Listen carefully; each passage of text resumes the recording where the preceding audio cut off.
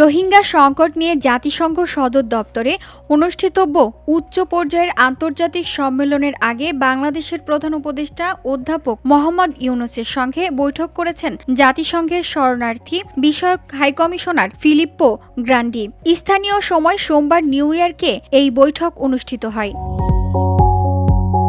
বৈঠকে তারা রাখাইন রাজ্য অবনতিশীল মানসিক পরিস্থিতি, কক্সবাজারে 1 মিলিয়নেরও বেশি শরণার্থীর জন্য আন্তর্জাতিক সহায়তা কমে যাওয়া এবং রোহিঙ্গাদের স্বেচ্ছায় নিরাপদ ও মর্যাদাপূর্ণ প্রত্যাবাসন নিশ্চিত করতে চলমান কূটনৈতিক প্রচেষ্টা নিয়ে বিস্তারিত আলোচনা করেন।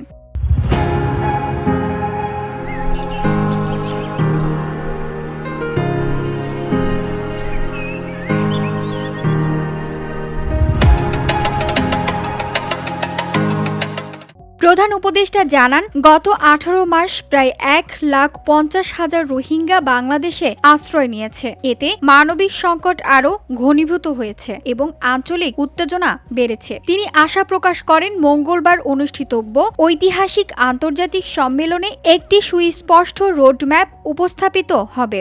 একই সঙ্গে বাংলাদেশে অবস্থানরত 1 মিলিয়নেরও বেশি রোহিঙ্গার জন্য জরুরি তহবিল সংগ্রহে আন্তর্জাতিক সমর্থন মিলবে বলে আশাবাদ ব্যক্ত করেন তিনি।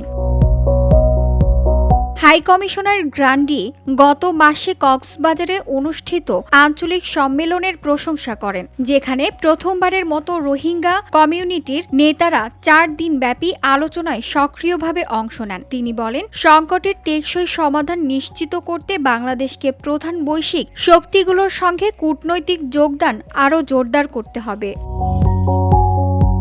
ভিওটি বাংলা নিউজ ডেস্ক।